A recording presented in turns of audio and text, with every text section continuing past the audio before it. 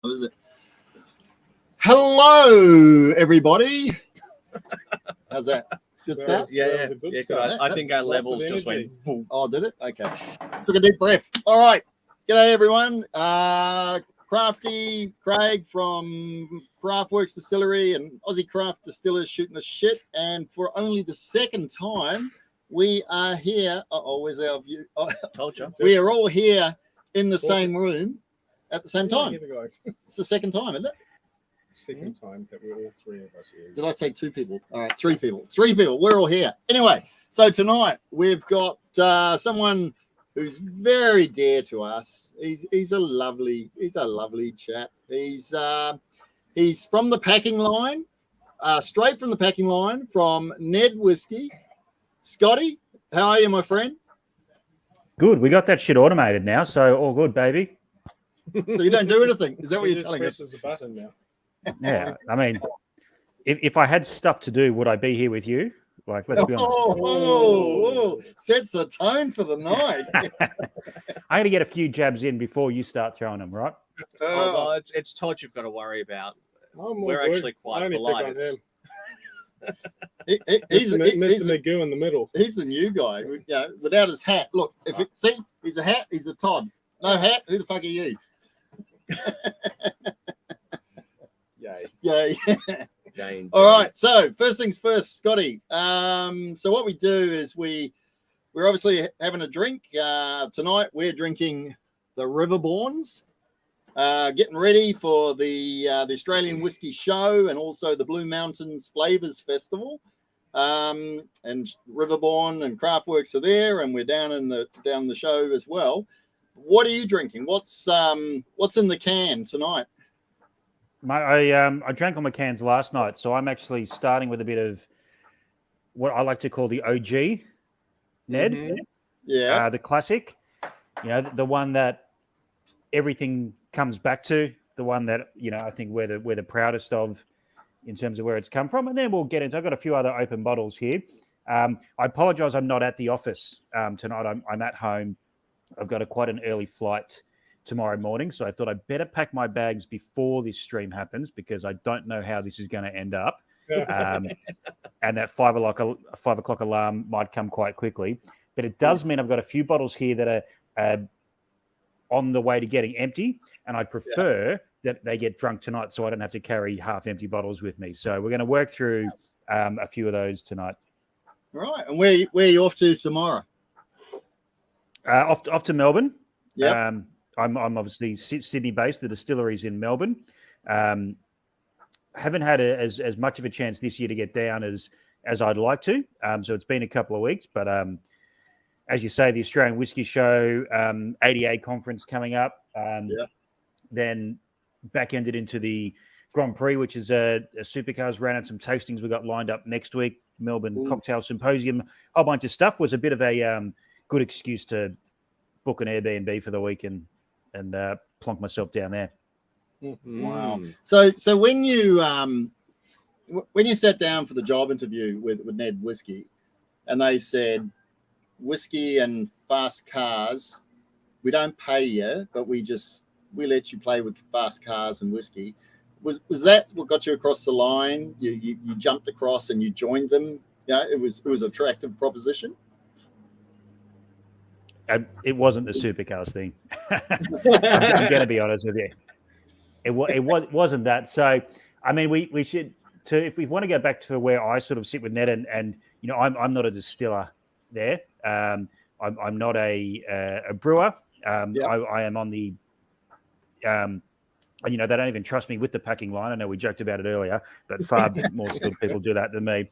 But I still do a bit of what we call industry engagement. So, a bit of brand ambassadorial work that you traditionally call that, some venue visits, some partnership management, some dealing with trade media and trying to get the word out there generally.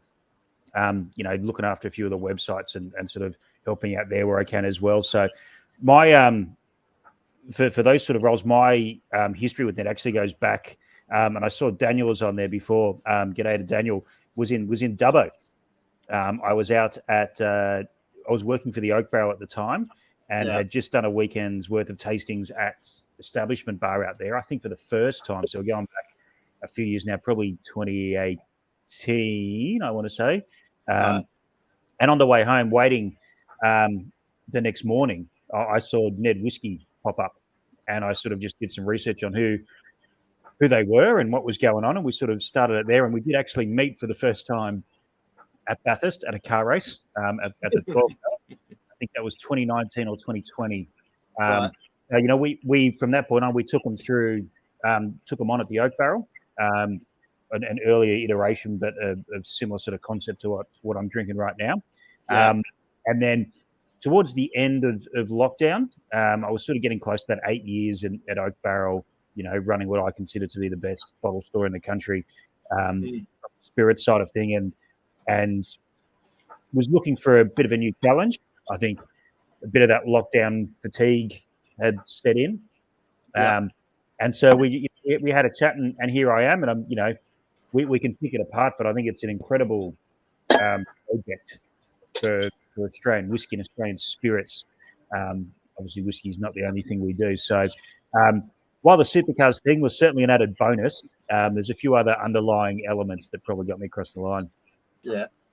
Well, we'll talk more about NEDs in a sec, but I want to go back to the Oak Barrel. So for me, and I say this all the time, the Oak Barrel for me is my spiritual home. It's where I did a lot of learning in the about 2008, 2009 and beyond. And first it was with Dave Withers, who ran the Oak Barrel, then the spirit side, and it was the educations, it was meeting distillers, it was all that. And I remember the day that Dave said I'm calling it, and went to Archie Rose. And then you walked in the door, and I remember the first tasting you were there, and it was me and it was a group of other guys, and we're going, he's not going to be a Dave. He's just not going to be a Dave. It's not going to be the same, right? And you came in and you brought a whole different dimension to tastings and engagement and this relaxed persona. I'm going to say it. It's my tagline, but I'm going to say it: humanizing the art of whiskey. You brought barriers down, and it was friendly and it was funny as fuck. So I've thanked you in the past, and I thank you now. You've been a great inspiration, and I love how you connect with people. So, what did you learn? Because you came from a journalist. Thanks, Mum. Yeah, Alex isn't on, so I thought I better say something. So you came from a journalist background, right? And then you went to the Oak Barrel. So go back to your journalist days to talk about the Oak Barrel, and then talk what skills did you take out of those into NEDs and what you're doing now? Yeah, look, you're right. I was a music journo out of high school. That's what I did. That was my profession, I guess you'd call it. Although I hesitate to say that music journalism is a real profession. Probably what I do now isn't a real profession either. So I came in, and funnily enough, very similar story to you. We had an office just up the road from the Oak Barrel, so it was I'd walk across the city to go to the Oak Barrel and chat to Dave once or twice in a month to buy the new bottle for the office and go to a lot of tastings there. Then a very, very similar sort of concept. I was looking for a new challenge and become good mates with Dave and a few other of the locals and regulars who went to those tastings, which I still am to this day. And I remember he announced he was moving on to something called Archie Rose, and first answer was, so the bloody hell is an Archie Rose, and sort of outlined something. And funnily enough, I see a lot of similarities in what I did to what he did, but we can touch on that. And then sort of had the chat, and then spoke to, I'd been running Dram Club with a very good mate of mine, Yvette Myhill, on the side of our day jobs. Yep. Which is basically just running whiskey tastings in pubs the way that we wanted to run whiskey tastings, which, Crafty, you hit a few keywords there with loose and fun. If you want to order a schnitty or a beer in between, bloody oath, go for your life. Like, demystifying what, we're going back, over a decade now, was it looked like quite a hard industry to get into. So, those conversations progressed and jumped along. I mean, it was scary, to be honest. Like, leave my profession, after sort of, again, roughly 8 years of working in that, bang, to pivot to something completely different. I mean, arguably the only other job I could drink more at than being a music journalist was actually working in a whiskey store. But it was a bit daunting, but I loved it. I think I was lucky in the fact that I'd done a bit of radio work. I'd done a bit of panel work, sort of hosting forums and that sort of stuff at various music conferences around Australia. So that and I'd hosted tastings through Dram Clubs. So that confidence to get up and talk, which I think is a big jump for a lot of people, came quite natural. And I think anyone who sort of is looking at that as a bit of a barrier, mate, it's just practice. Like, people think that great orators, get it from birth, and it's bullshit. It's just like anything else in life. It's just practice. Practice breeds confidence, and away you go. It's a muscle. You've got to keep on using it. And sure, if you're off the bike for a while, it'll hurt a little bit once you jump back on. But keep on plugging away, and eventually you'll get it. And I think if you need help, there's always Viagra. There is always Viagra. It is and apparently it's good stuff, according to someone. Sorry, there's a bit of a discussion going on. Oh no, I've heard confidence or conversations about what happens out at the shed, mate. So this doesn't surprise me. The problem is he always Viagra does not pay.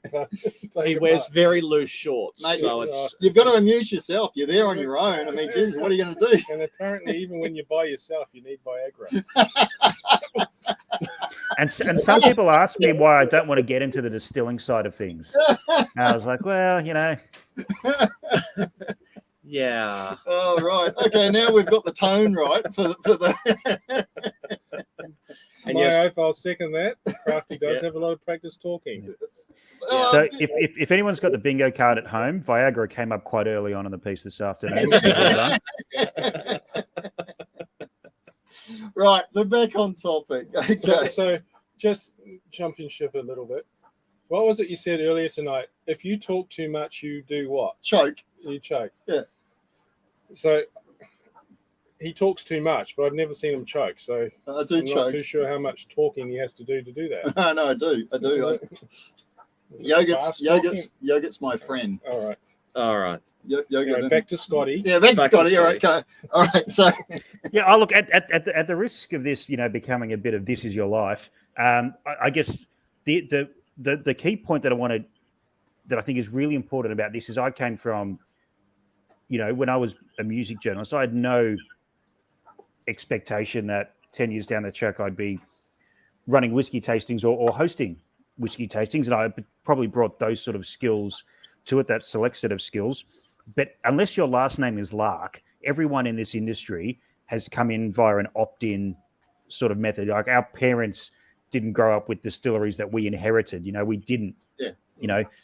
Some of us have now gone and done courses, but we didn't study, distilling or brewing it in university. The most of us. So we as an industry bring so many different skill sets from so many different places, and I think that's part of what attracted me to the Top Shelf International is our parent company. That's who employs me to that project, because we got people from all over Australia and all different sets of industries. I mean, I think Crafty, I'll throw this one back at you a little bit as a distiller. You are not just a distiller, and Todd, this goes for you as well. But you've got to be a graphic designer, and a tax man, and a marketeer, and a salesperson. And so, by actually bringing in people who have done those sort of jobs before, the amount of stuff that we can learn as an industry and stuff that I've learned personally, and that goes from people who have run very big companies and just how they physically work, and how people that have worked in brand building and how you physically do that, to people who how do you approach a chain of retail stores, how do you approach a Coles or a Woolies, all that sort of stuff. I think is really exciting about this next phase of our industry and as it matures a little bit more. Yeah. Earlier today, Crafty and I were talking about the entrepreneurial brain and how that's different to a regular person who doesn't have 1,000 ideas and want to act on 1,000 ideas at once. You've probably seen a lot of distilleries come and go. What do you think it is that makes them sticky? And So I think it's a great question, and I don't think we can answer it just yet because we've seen a lot of distilleries come. There hasn't really been too many that have gone. You know, there's been a few and a big high profile ones, but certainly more distilleries are starting in Australia than there are closing, and long may that continue.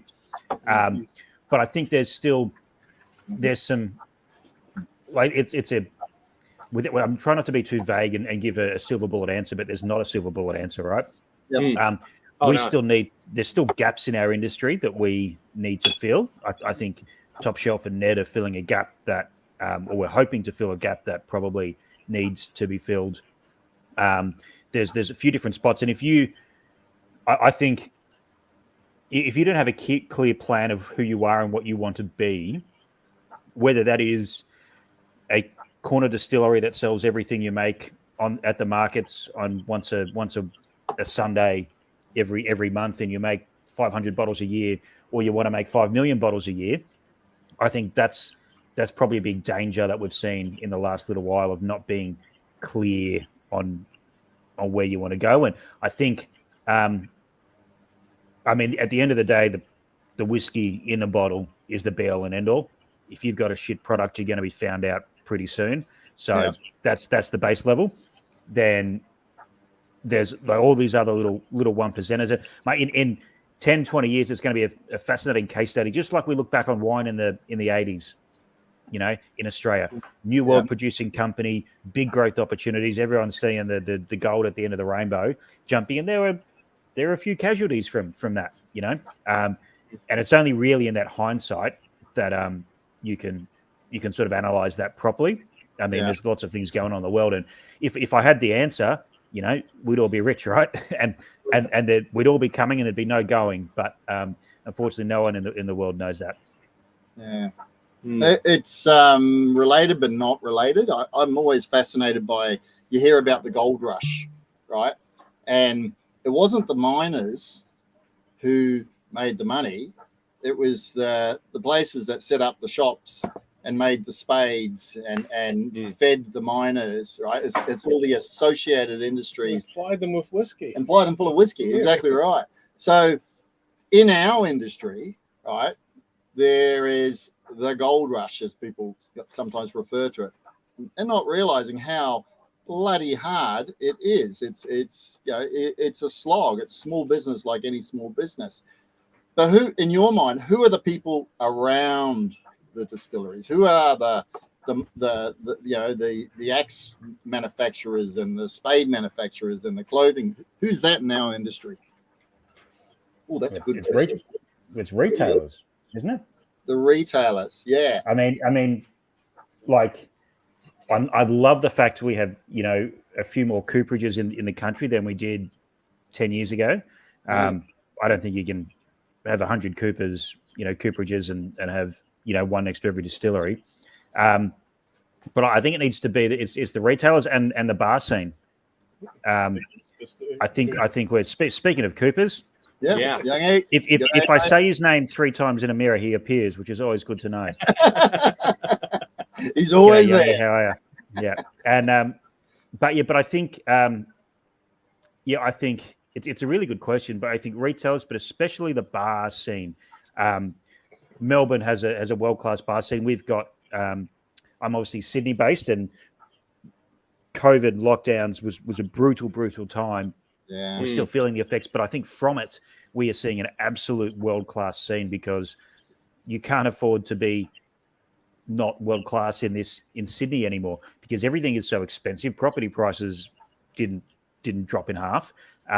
Hey, Big Bad Daddy, Mark. I missed him when he was out in Australia. It's very disappointing, mate. Good to see us. I so wanted to catch up with him. But it's for, and if you know, spirit producers generally, whether you're making whiskey or vodka or rum or gin or anything, you need to be like, I think a really strong Australian spirits industry will make a very, very good, occasionally world-class hospitality industry, world-class more often than not. Let's just for a minute, just to digress a bit, I want to talk about COVID. I want to talk about what you did, what Joey did, what Matt Bailey did.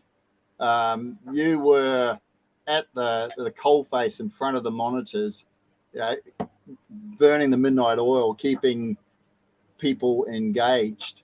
And at the time, people were saying, the world's changed, and going forward, this is going to be a big part of how we interact with the consumers in the future. And that has that happened, or have you think it's sort of gravitated back to what it was pre-COVID?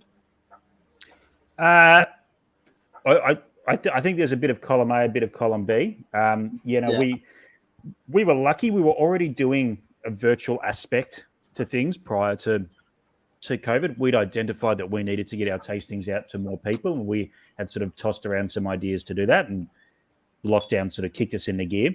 For me, it has been a little bit not disappointing, but I guess it's a bit of a shame that I would have liked a little bit more of that sort of hybrid style event to continue on. Yep. I mean, I think we are a big country, and it's hard to get, between the two major cities, Sydney and Melbourne, for a day, let alone trying to get to our friends in Perth and those sorts of things. So,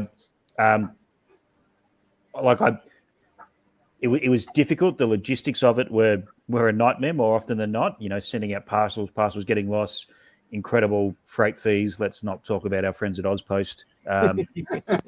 But it just I would have liked to have seen a little bit more than there is sort of carried through. But I mean, this is still great. You wouldn't be doing this. You wouldn't be having these conversations. You wouldn't be drawing this information out of the people that you've got and will have in all the months leading up to the end of the year without this sort of technology being refined. I don't know if you remember those first weeks. Guaranteed this stream goes down 3 times in the first 20 minutes. Oh, yeah. Guaranteed the comments, get messed up. The colors are screw if, and they were developing on the fly. You could see, sometimes day to day, things would be different colors and trialing different things. So I like it's pushed that technology along, and we should do more of it. And I think now we've got the confidence, and importantly, the consumers have the confidence as well. Yeah, certainly. I'll just throw under the bus. Well, throw a shameless plug in that we haven't got the tickets up yet, but we are holding an event, a hybrid event, tasting both at the Oak Barrel and play along at home with tasting packs for Waterford in April. In April 26. I should know this off the top of my head. Anyway, the tickets are.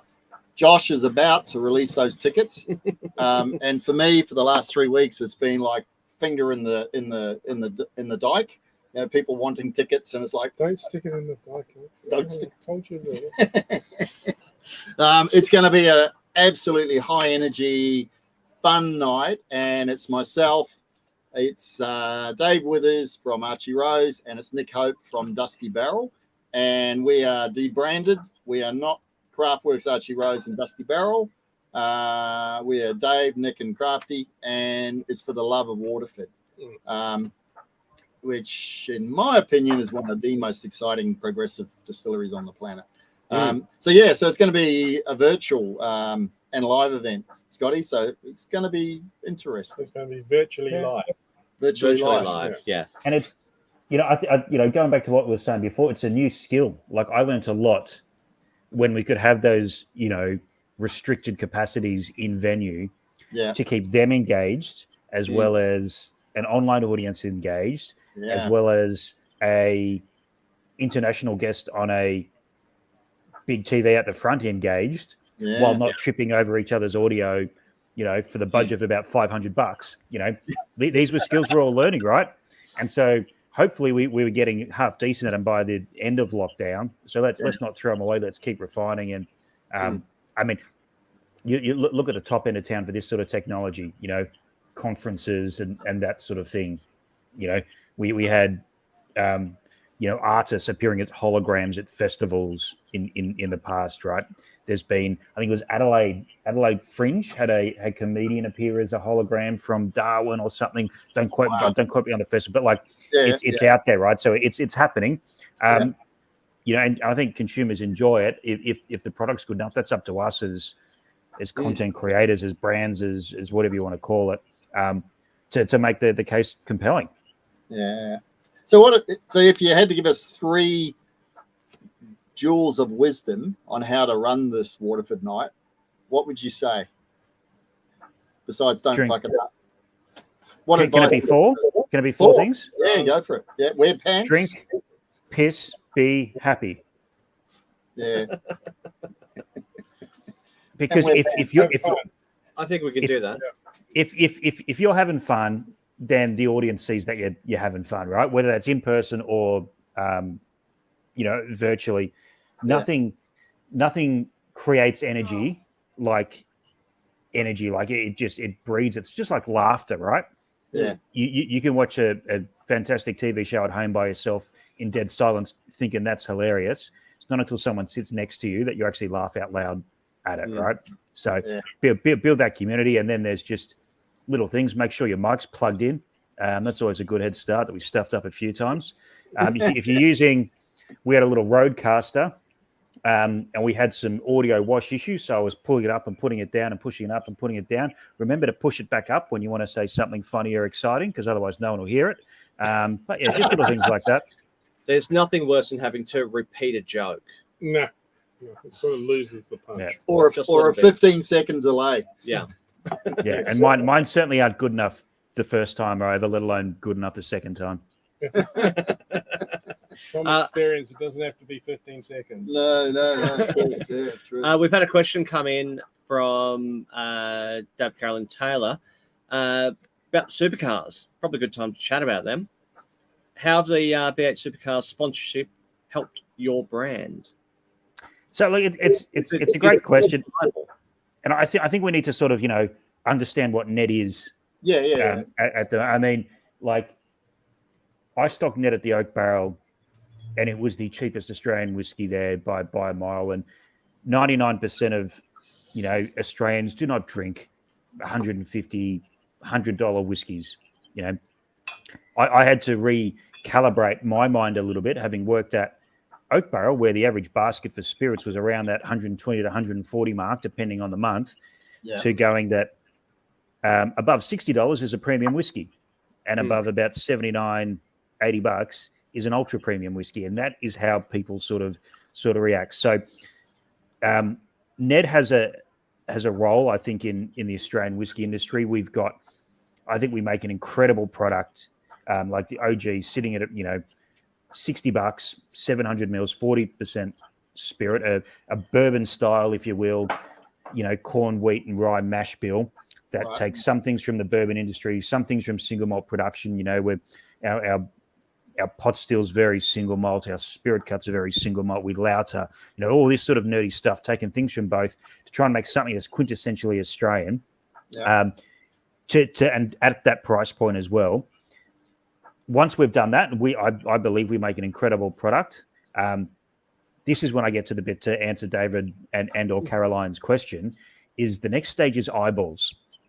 We will always lose a fight trying to out marketing spend the big boys, because in this category is multinationals, right? So it's not even a 2-to-1, it's a 2,000 to 1. If that we're going to get. So what can we do to get eyeballs, to get liquid on lips, to get people trying the product who don't know that we make whiskey in Australia, may not know that we make spirits in Australia. We can live in that 1% bubble very, very easily, and then sort of turn around and go, well, why isn't this working?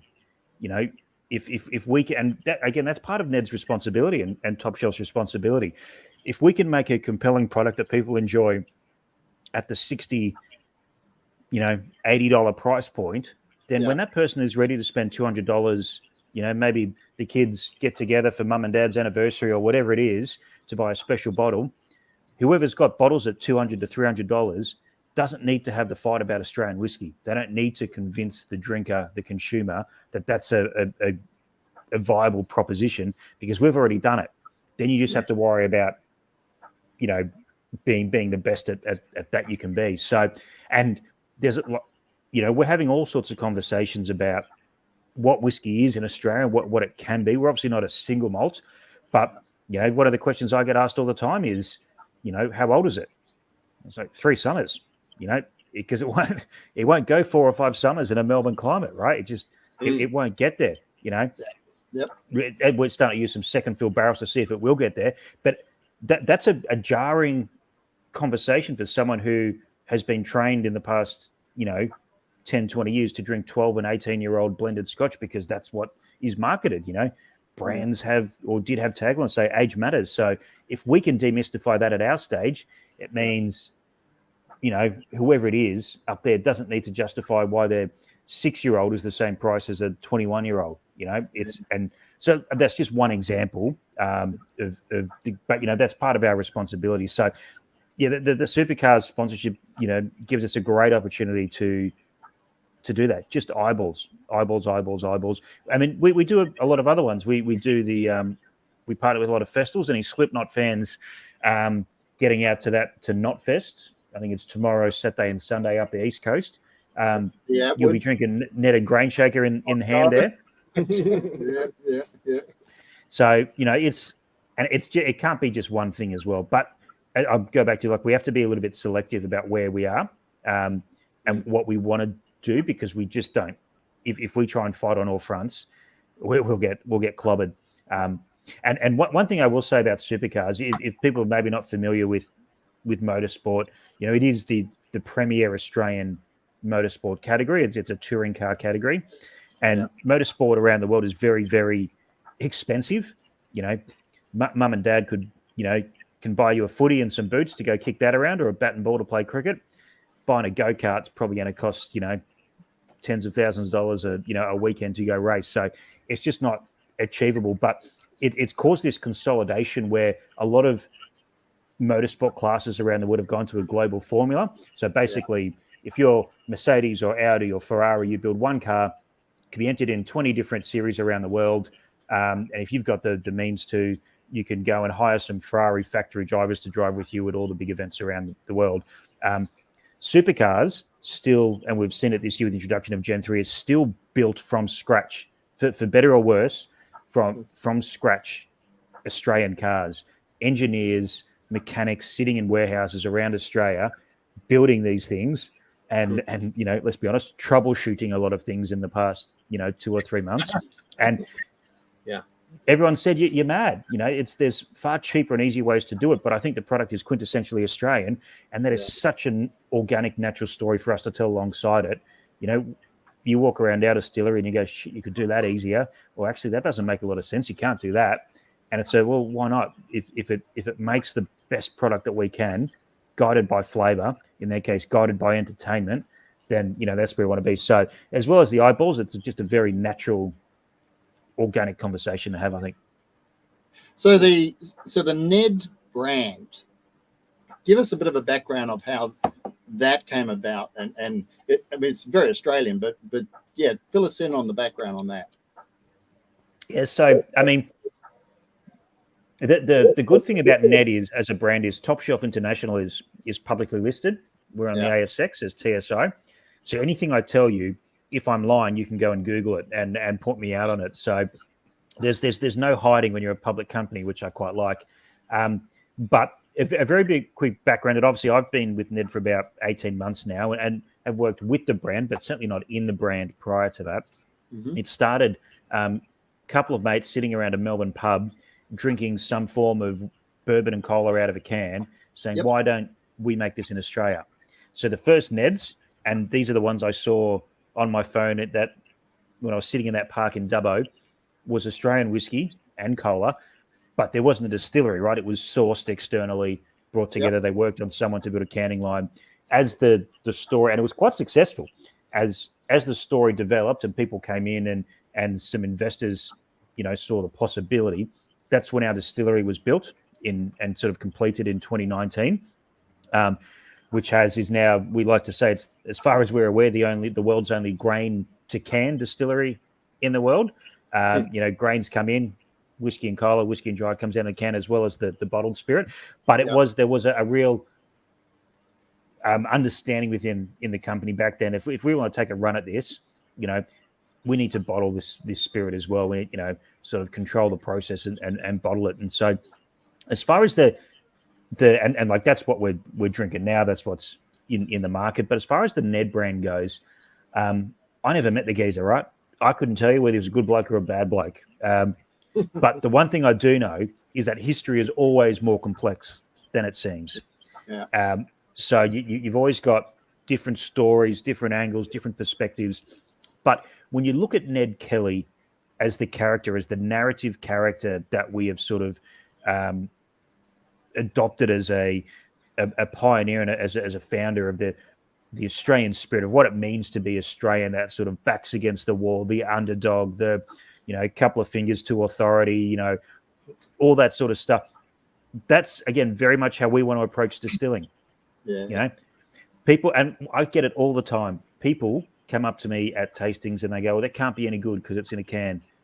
And then you try it and you're doing a Pepsi challenge with maybe an American bourbon that's double the price and has 200 years of history. And they pick Ned and you go, mate, absolutely we can do it. And, we're our distillery, if it was in America, we break the rules of bourbon. You wouldn't be able to call it bourbon. We wouldn't be able to call it, a single malt Scotch in Scotland.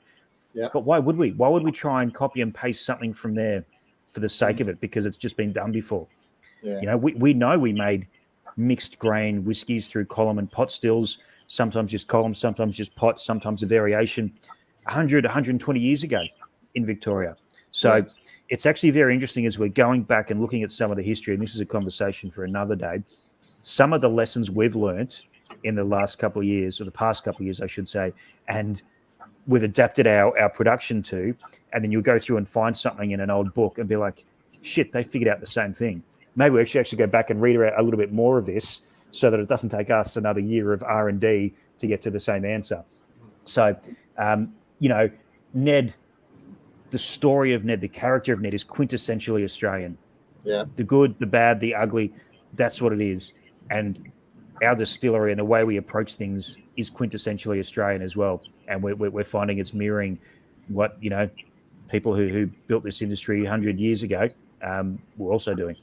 It's relatable. I just want to say something quickly. So one brand in the Australian market, which I think is absolutely fascinating, is Cooper's Brewery, right? And Cooper's are building a whiskey distillery, and there's going to be Cooper's Whisky. The brand Cooper's Whisky is already established because of the Cooper's beer brand, and the loyal following will transition to whiskey so easily. It's such an Australian thing. Will you have to roll the bottle? You have to roll. I hope so. If you remember those old Blackad independent bottlings, Robbins company, and he used to have a little bit of the barrel char in the raw cask bottlings. I'd like to see that in a Cooper's. Yeah. In a Cooper's bottle of whiskey. I reckon that'd be a nice little piece. But yeah, the whole branding and the storytelling and the authenticity, it's such a big part of it, isn't it? It's one of the things I see sometimes is people will pop up on the scene and they've gone and spent $40,000 with a marketing company, and they've gone, here's your brand. Oh, what's that? Is that rain? That's a tree. Oh, it's a tree. Sorry, we're caving in here. And they've spent, $40,000. They've got a brand, and bang, it's up on social media, and you can see it straight away, and you go, you just bought a brand off the shelf. There's no authenticity. There's no connection. There's no story. So that authenticity, that realness is so, I believe, and I think you do as well, is just so important in your brand building, isn't it? Yeah. Can I challenge you on that, Crafty? Ooh, Again, it's like learning all the time. Yeah. Coopers have that brand. That's fantastic. But if you look at, Cooper's had to start somewhere. Yep. Right. There was a time where Cooper's wasn't, nationally recognizable. And that's true for a lot of brands. And you look at, like a lot of things, you look at food and beverage, everything from chocolate bars to pet food and let's look at current like vitamin water and seltzers and that sort of stuff. And, our very good friend in the chat here, Wolfburn, Wolfburn is a story that existed, but the current Wolfburn, even though it's roughly in the same place and they're trying to be true to the original story, there's no, like, it's not the same distillery, but but by doing things really well and actually thinking about how you're going to build brands, I think there's I agree, transparency, being true to the form, being true to the art, being honest and open with consumers is paramount. Yeah. But you like, I wouldn't go and launch a whiskey that was Fitzsimon's family whiskey and say, I'm a good bloke and I make it and therefore it's good because I'm a good bloke. That's not enough. And I think, and when people go like, look at Four Pillars, unbelievable brand. I mean, what does Four Pillars mean? It's not a town. It's not a city. It's like they've built a brand. Archie Rose is the same thing. Most people, and Archie Rose is an interesting one. Again, a lesson of brand building, particularly with their gins. We'd have people say, "Oh, yeah, I'm a big fan of the Archie Rose vodka. I'm just not a big fan of rose flavored gin." And so people were thinking Archie Rose gin was a rose flavored gin from someone called Archie. So it's all these little things. So. And I would say Archie Rose is now recognized. I would say that Four Pillars is well recognized. I think Never Never, what is Never Never? It's an Aussie slang, right? So you have to, like, brand building and enhance, like, giving that authenticity and all those things that we know we need a platform to sit on is really important, And I mean, this is where we get into. This is expensive, right? Like, these are not $5,000 pay someone to design a logo and away you go jobs. They take time. And we're running into it. You can see NED Whiskey here on my little tag here is capitalized. I thought coming into this that I was going to have a challenge, sort of with Ned Kelly as the person, and that was going to be that's not an issue at all. The issue we have is a betting company called NEDs. And, Crafty, you said it before. It's very easy to say, hey, does anyone want a glass of NEDs? Hey, let's get some NEDs out of the fridge. And it's actually, well, that's a betting company. So you'll see, and I'm still not great at this. This is an old hat. Right. But this should, every NED should now, every time the NED logo appears, should be with the head, the logo, and the words Australian Whisky. Because we need to drill home, eyeball after eyeball, it is Australian whiskey. It is NED. NED comes from Ned Kelly, but it's Australian whiskey, Australian whiskey, Australian whiskey. No, I would not take your bet on tonight's Parramatta Penrith game. I'm not running odds on it. So I guess I'm elaborating on what you're saying there. Like, all that stuff matters. But and like this is the beauty of it. Like and what appealed to me for TSI was Trent Fraser, who is sort of our president of agave process. We've got an agave company launching in October, November this year, which we can talk about if you want. But Christ, that's all I'm going to be talking about for about 12 months after it launches. He's from Adelaide. He spent a lot of he spent all like the last X amount of years in New York building tequila brands, and like tequila in America. Yeah, that's a big market, but a very competitive one, right? He had the second biggest selling tequila brand in, and just the way he thinks about things and being able to ask questions is just so completely different. With I know Crafty, Todd, and Luke, we've had some beautiful nights out, between us, but our conversations at Baxter's are probably a little bit different to the ones that I have with him at Baxter's, right? Neither is better or worse, but just the more knowledge we can bring in, I think helps all of us, because I just that sort of, we're going to survive off authenticity. I mean, look at craft brewing. It's far easier and quicker to set up a craft beer brewery than it is to set up a distillery. Just the nature of the product, and again, maybe this was a better way to answer your question earlier, Luke. look at the craft beer breweries we're losing. What did they do wrong, rather than what did we do wrong? And I'll be very interested. ADA conference this weekend. People that come up to me, and I won't be able to ask these questions, but I'll pass them on to people in the business who can. Hopefully it's not questions about simple things, but how do you scale? Like what are those sort of questions? How do we arrange our distillery? And I'll go, beautiful. Here's our production engineer. Here's our our CEO. Like, these people can answer those questions of how you actually do the things that potentially whatever that distillery is doesn't have the knowledge to do. I just want to touch on something about advertising. So, yes, you know how I'm a massive fan of Brooklady, right? Are you? Just a little bit. Just a little You bit. can tick that one off your So what are you bingo drinking card. now, Yep, Scotty? yep. So it was only it's only 45 minutes in, and I've mentioned Brooklady. Okay. So Oh, Yeah, that's, what are you on, Scotty? that's the one. So as we've been talking, I've gone through the NED OG, Yeah. and I've gone onto the new Green Sash, which, and I maybe I can tell an interesting story about Green Sash and approaching the on-premise world with that as well. Yeah. But I'm now onto Sounds of Bathurst, which is where we sound aged, what we call sound aging, a few. This was about 12 barrels of NED to the audio of the in-car, of the car we sponsor in the supercars, blasting the shit out of it and So adding a this is different form of sonification, energy. yeah? So how does This that is work? changing a chemical reaction in this to make a whiskey that is different. It's an interesting whiskey. It's called sonification. Yeah, it's good. Right. Yeah. What Yeah. was that process like? You had Loud, very loud. a recording So gun. You set the barrels beside the So the the track. fir- How did that work? So the first time, we take the audio from the in-car audio. So if you watch car racing, you know when they do the in-car audio, it's basically that sort of equivalent. Yep. First year we did it, we got speakers, strapped them to either end of the barrel, so put the barrels on their sides, blasted the shit out of them, drove all of our distillers insane, because whether they were interested in the sport or not, they knew every gear change, every braking marker around Bathurst after 3 months. Last year we thought we'd give them a little bit of respite and built a shipping container and put it and soundproof it and put it in there. And we're just starting the process for this year's one as well. But like, people come and say, and I hate the word, hyper aged and that sort of stuff, and it's not, right? Yeah.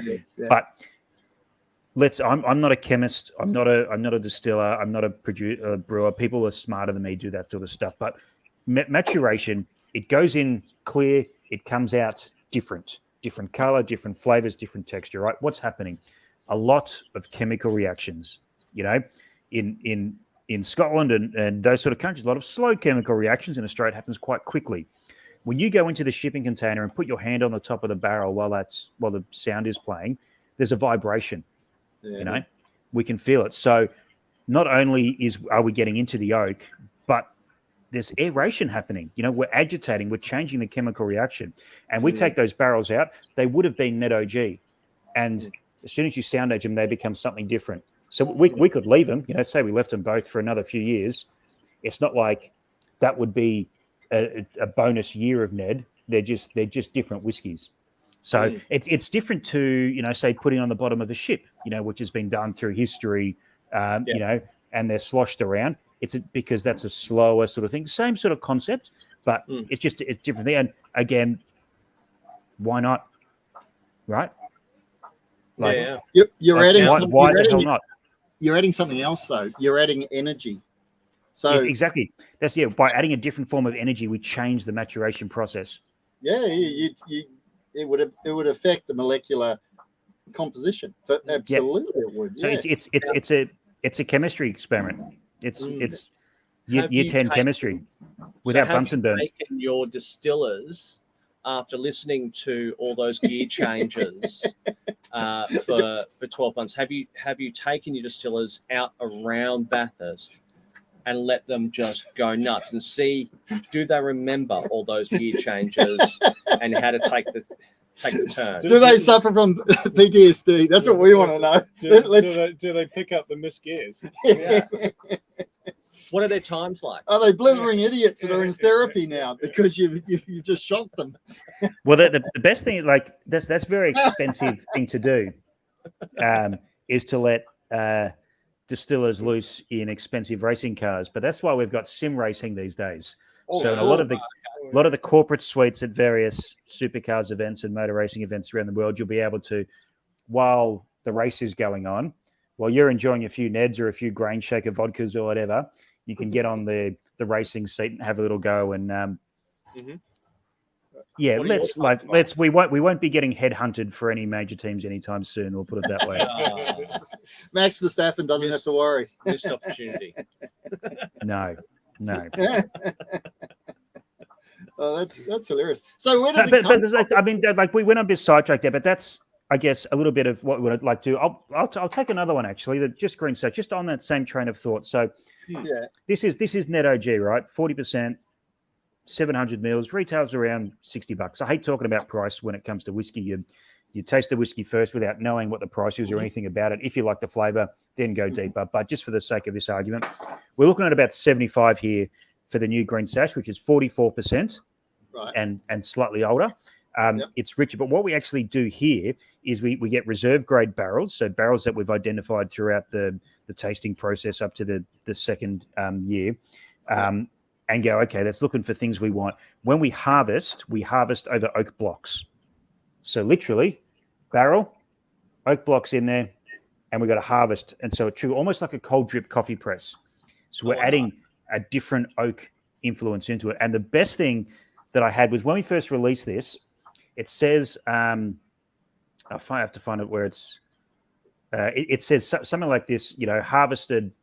So we harvest them over oak for additional character. And a very good mate of mine, and I dare say a very good mate of yours, and a very well-respected person in the Australian whiskey industry, I was speaking to, and I was like, what is that, wanking marketing wank harvested over oak? What does that mean? I was like, okay. So you know how you harvest whiskey? And he was like, yeah. So you know what oak is? And he was like, yeah. It's like, so we harvest over oak. And I was like, oh, okay.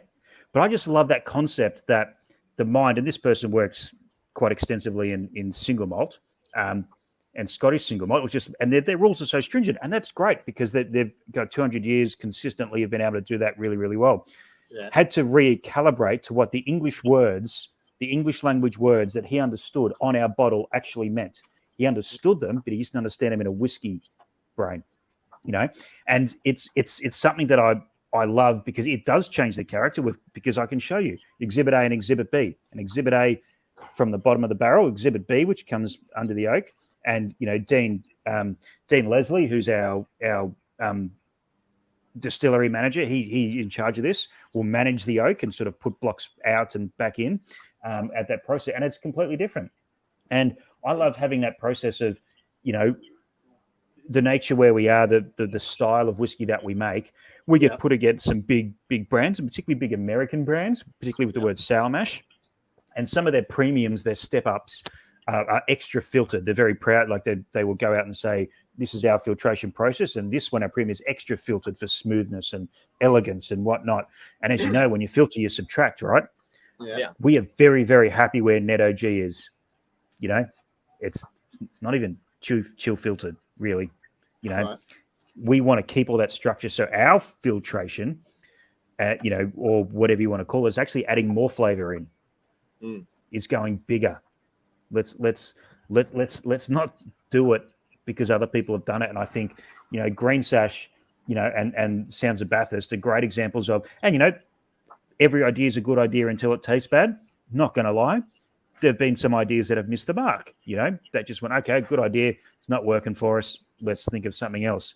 But and again, I can take no credit for this at all, but the team at the distillery who day in, day out sit there, and as you know, Crafty and Todd, there's a bit of time when you're distilling, and you've done your cleaning and your tax work, and then your second round of cleaning and your second round of tax work to go, what if? And I love that TSI as a public company goes, go for it until it tastes bad or until it doesn't make sense for whatever reason.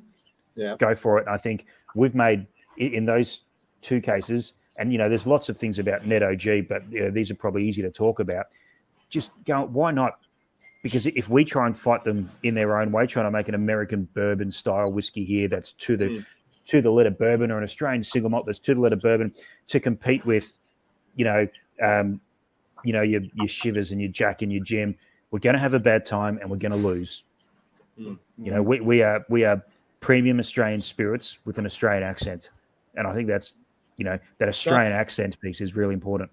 So where do you think that leaves us, though, in terms of standards for Australian whiskey? If all bets are off, then does that open us up to problems? I mean, great question, and I think this is an ongoing conversation that we need to have, and we need to have quite quickly. Yes. Because as you know, the legislation around, also the regulations around what whiskey is in Australia is a little bit loose at the best of times. There's some very vague 100-year-old definitions, but the same goes for rum. The same goes for gin and a few other things. I think we would at TSI and at NED, we wouldn't do anything. I don't think that is we knew would be deceptive. If you want to know about any part of our process, we're happy to tell you. If you see a photo of the distillery and say, Scott, what's that sitting in the background? What's that machine do? We're pretty happy to say, okay, that does this or that does that. We're a lautered sour mash, which is very unusual. Most sour mash whiskies will be fermented on grains. So a lot of people who've worked in distilleries and know a lot will sort of point that stuff out to us. But I think transparency is key. I wouldn't say that whiskey is anything that it isn't. But I think, and there's a balance. Honestly, I don't know where that balance is. I wouldn't want to lock us into like a set of laws that are as stringent as what bourbon is or what single malt is now. Because we haven't had the chance to figure out who we want to be. I mean, and it's not just like we're pushing, but look at what Archie Rose are doing. Look at what 78 Degrees are doing. With their with their native grain stuff and what Whippersnapper do and all that sort of stuff. And I would hate for that innovation to be stifled. There's obviously some things that we don't want to happen. We want the consumer to know exactly what's coming, what they're getting out of their bottle. So transparency is key. But I mean, I would 99% of people in this country have no idea what a single malt is. Conversations I have, and again, is that bourbon is a whiskey. That bourbon is something, and whiskey is Scotch, which is different. So I think let's not get too hung up on the minutiae of things. It's obviously very important, but 99% of the we would never do it. But I could put a single malt sticker on a bottle of NED and say, well, we malted all the grains for this run, but it's corn, wheat, and barley. Where's the single malt definition? And then you could say, well, hold on, actually, under ACCC consumer law, you're misleading the consumer. And I reckon I'd win that case because I don't think 99.9% of the world of Australian community know what a single malt is. So in our bubble, let's not be too careful to go too far down that track. Let's define what we want Australian whiskey to be as first. 100% agree. And I'm going to add to what you said there because it is very topical. Becoming a very hot topic. It's a very hot topic. And it will be discussed over the weekend. Definitely will be discussed over the weekend. But there's a danger that people are going to go to corners, right? And it's not going to be a debate. It's going to be just shouting at each other, right? At one end of the scale, you've got Australia has all this freedom, right? We don't have a lot of constraints on how we make whiskey. We're creative. We're innovative. We don't need any more regulation. Leave us alone. Look away. You're going to stifle creativity, right?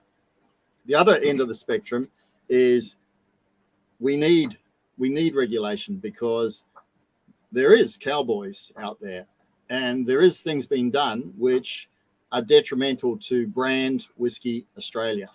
Now I cop it in the neck from distillers and they go Crafty and others. And they go Crafty, shut the fuck up. Just worry about your own business. And my position is brand Whiskey Australia is my business, right?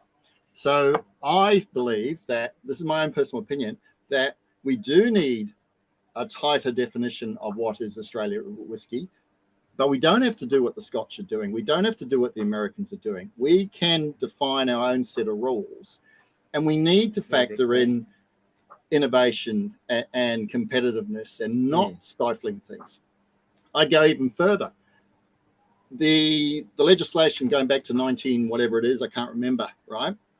Barley, barley, water, yeast, that's whiskey. Smells like whiskey, tastes like whiskey, 2 years in wood, right? It doesn't reflect manufacturing processes modern day. And if you look at manufacture of washes, a sizable amount of washes in Australia are sourced from breweries, and that's distilleries working with breweries and creating mash bills and recipes and that.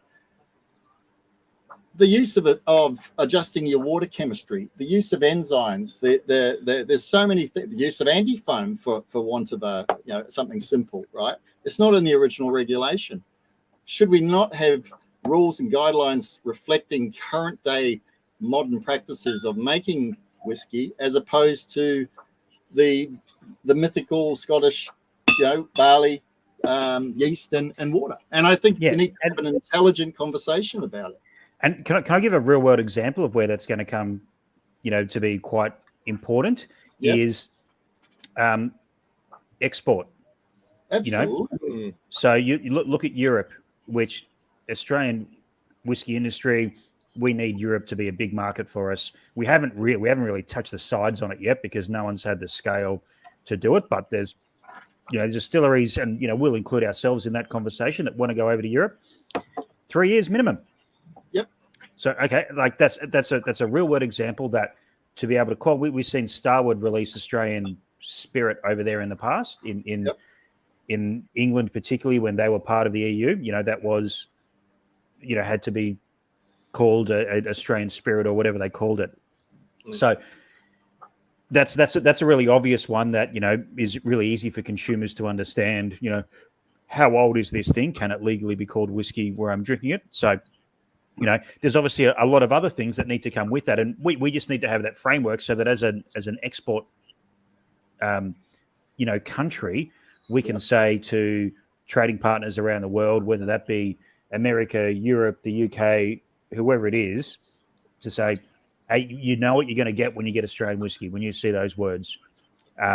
So if you want to go down to, enzymes and yeast, that's part of a broader framework that it needs to happen. Again, this is for people smarter than I to figure out. But yeah, so that's why I sort of say that it'd be great to have that framework and understand what it is, so that the world can understand us as well as our own consumers.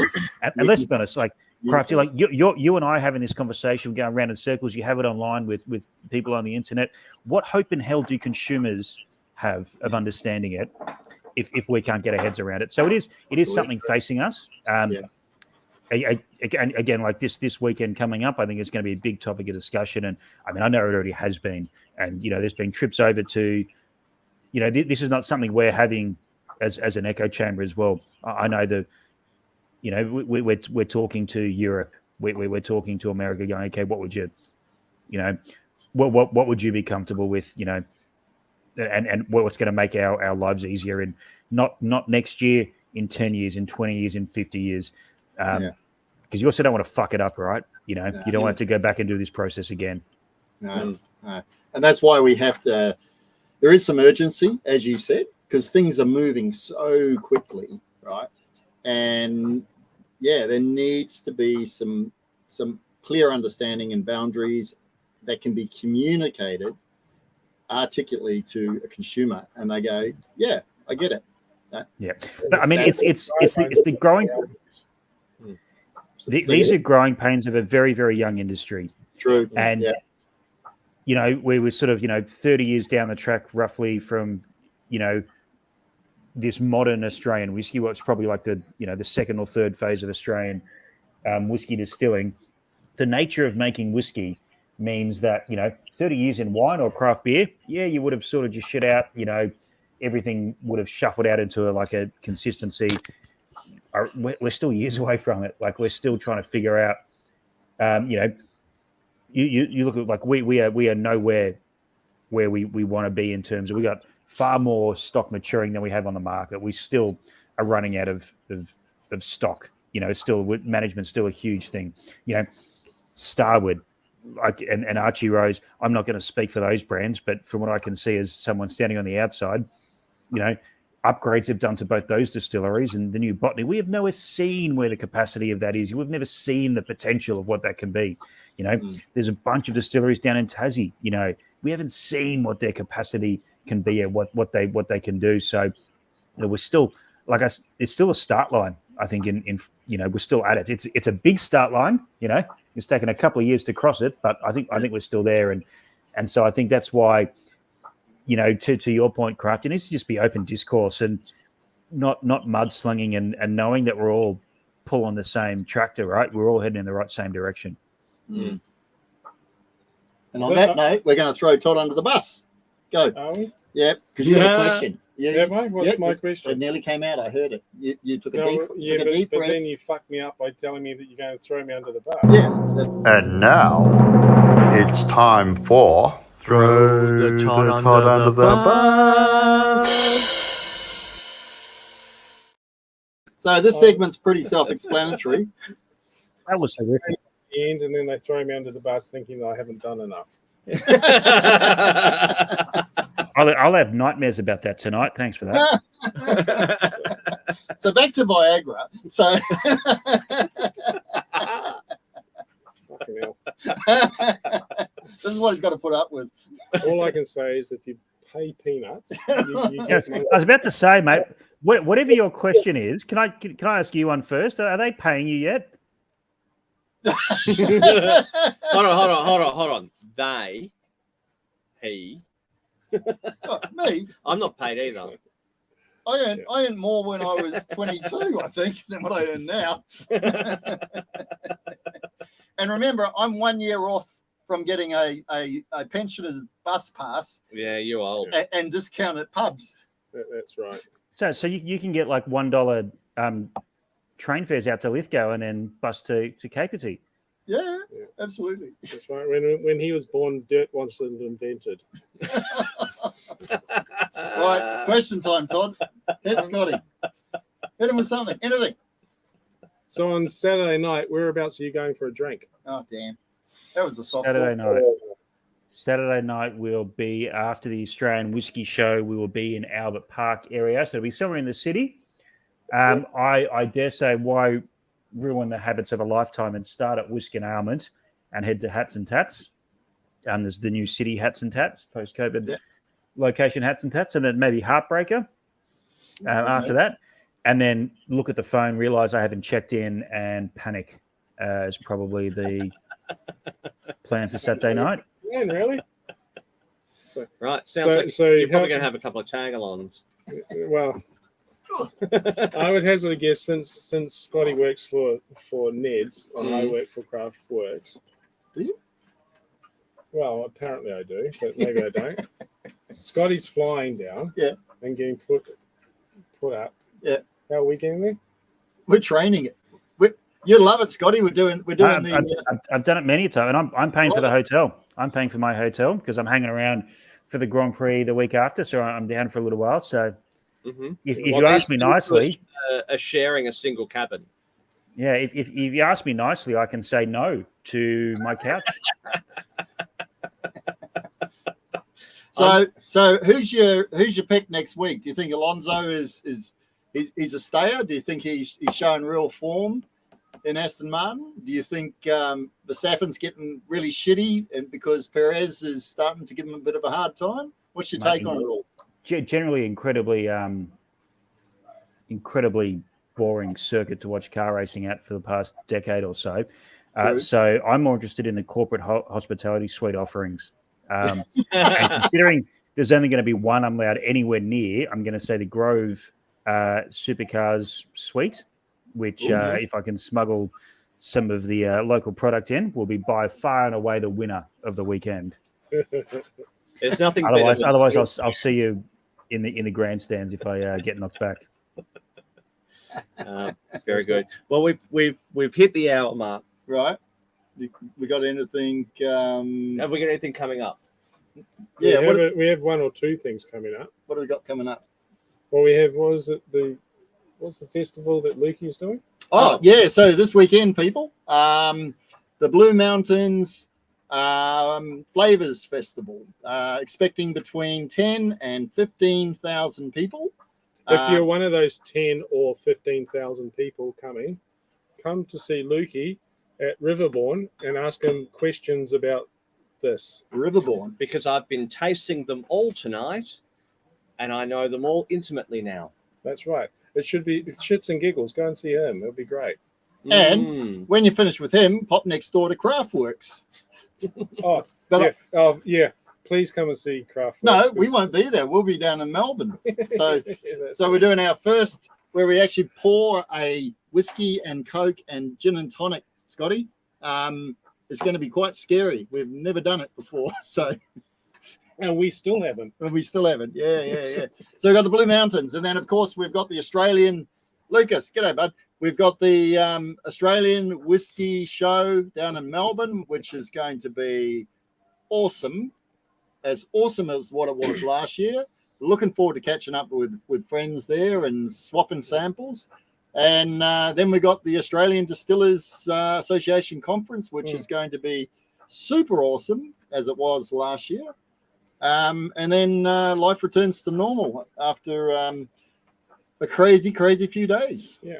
And then we've got the Waterford event. We've got the Waterford event in April. Keep your eye out for tickets because those are going to go very fucking quickly.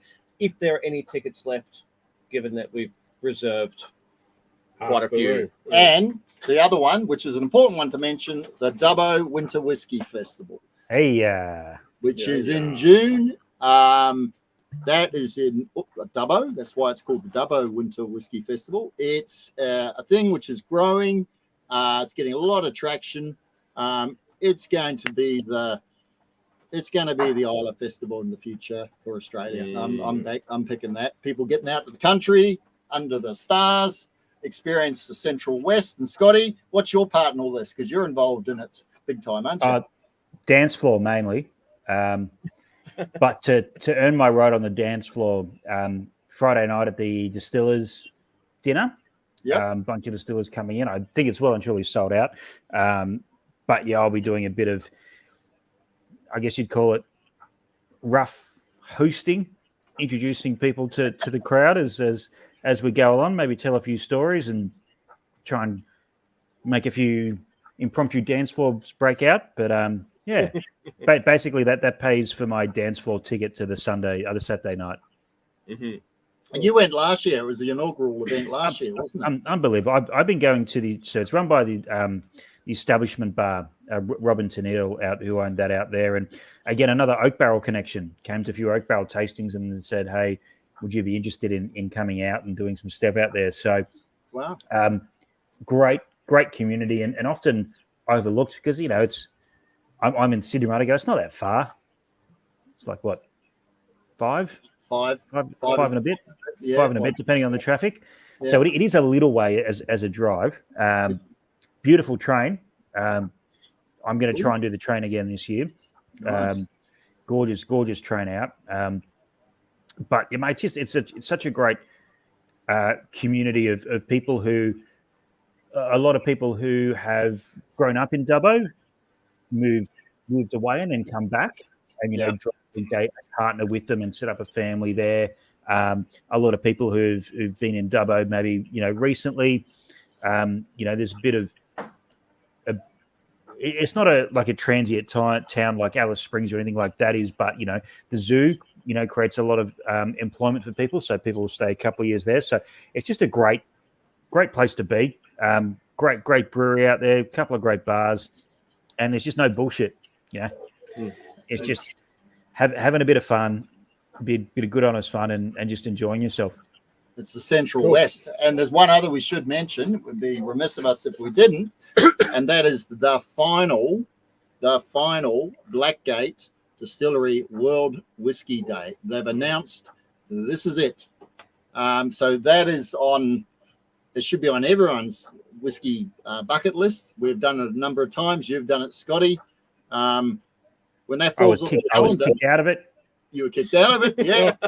Well, that's what happens when you start singing Elton John. Badge of honor. You're asking for it. Why Delilah? Tiny dancer. So those guys out there who have not experienced the Blackgate hospitality, You've got one last chance. Yeah, so get in there. Tickets will sell quickly. I think they're on sale now from memory. Brian and Janice. I should look that up. I spoke to Brian a couple of weeks ago. I said, mate, are you retiring? And he goes, well, it depends on how you define retiring. I thought he already did. Nah, they're sucking the marrow out of life. Oh, That's what they're doing. That's it. Which is great. And on that note, I think it's a good note. Our sponsor. Sorry, just Crafty. Going back to one of the first questions you asked me tonight. Yeah. Know what you want to be and what you want to get out of it. Brian and Janice from Blackgate Distillery are quintessential poster children for that. Yeah. You know, they make as much whiskey as they're comfortable with. They sell it all, and they seem to have an incredible quality of life, considering they don't really work anymore, as far as I can tell. So, we need the NED whiskies. We need the top shelves. We need the Archie Roses, the Starwoods, the Larks. You need your Sullivan's Coves. You need everyone in the middle. You need your Blackgates. You know, the ones that will stay, the ones that will go. Parramatta just score a try. That's good to see. Up 10-8, keep to come. Know what you want to be and be very clear on that. I think is such a great lesson to learn for all distillers of all sizes. I mean, you know, obviously at Top Shelf we want to take over the world. It's slightly grander than just taking over Mandurin, but we know what we want to do, right? And so you can plan and build towards that. Indeed. One of my great things was Brian used to kick my ass about production.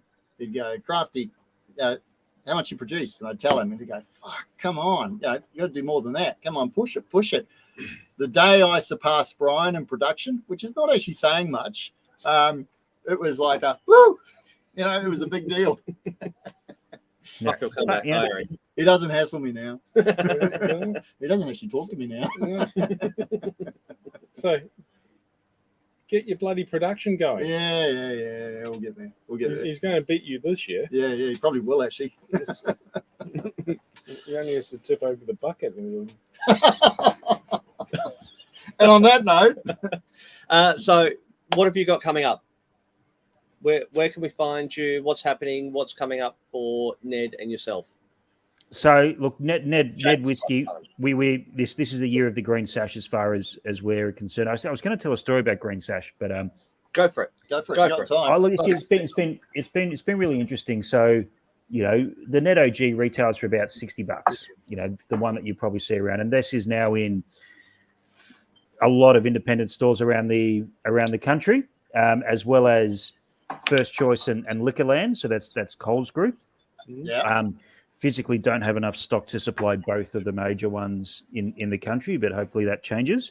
But it is a certain price point, right? So it's been really interesting. A lot of bars I went to, particularly in Sydney, my hometown, where it was actually too cheap to go on the back bar because for the price they would sell it for, they're not making physical dollar value margins, like the margin percentage is there, but the dollar value margin is there.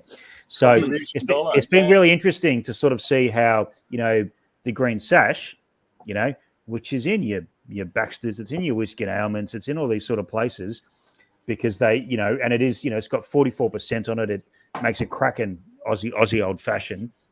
I think it's a really interesting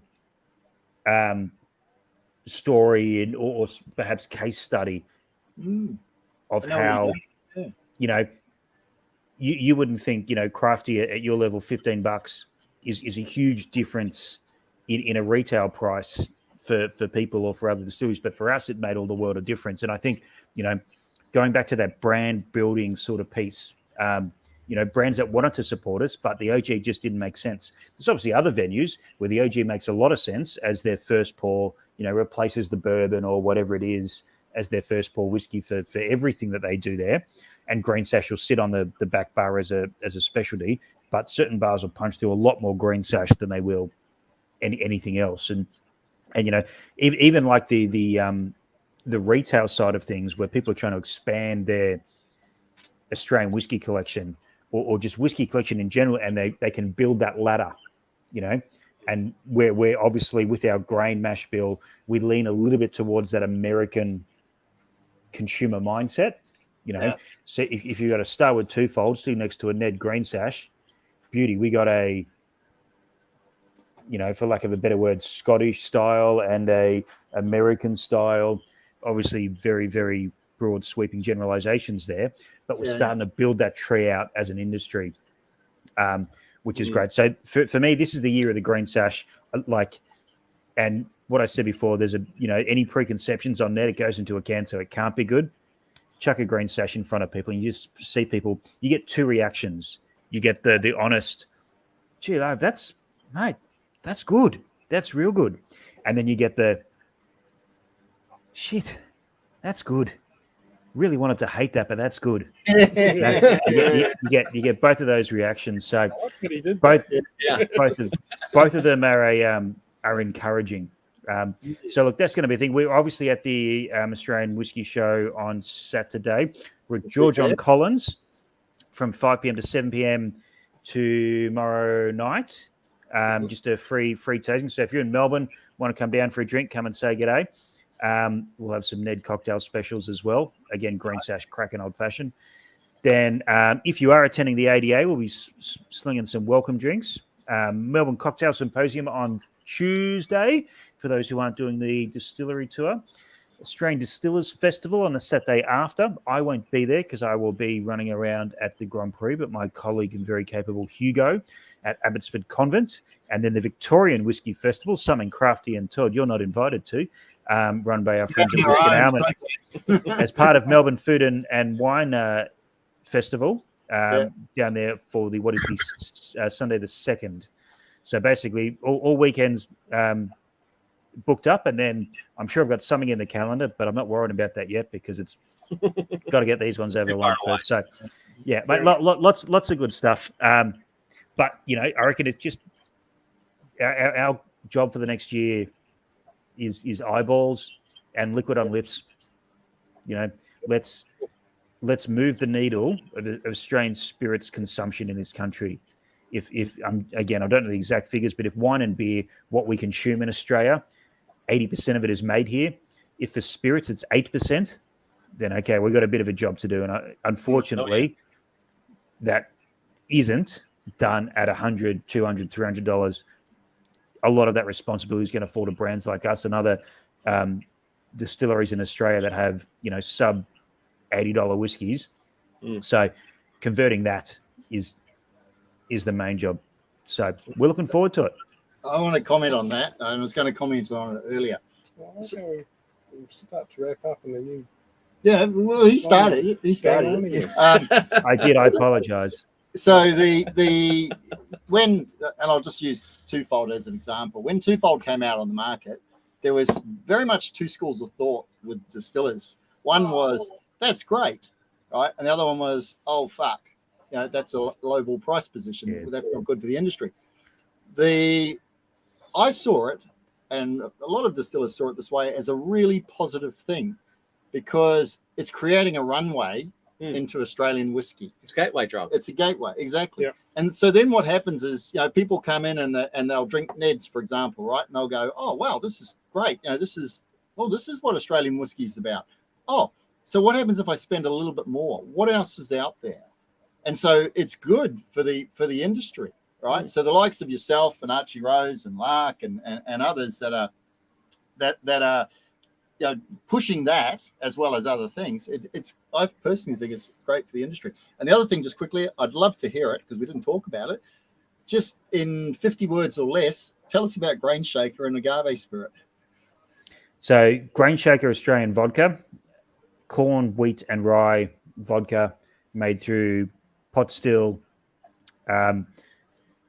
trying to make great vodka where it's not just a vehicle for alcohol. We want to we have the best farmers in the world in this country, in my opinion. We should make the best byproducts from their grains that they grow. One of those things is spirits, is vodka and whiskey and that sort of thing. As Parramatta converted penalty to go 16-8 up, 15 minutes to play at Combank Stadium. Thank you very much. Marita vodka. So, world's best flavored vodka at the World Vodka Awards. Yep. Grain Shaker Corn took out Australia's best neutral vodka. So, bit of internal high-fiving on some chats with Nick and Ali on that one.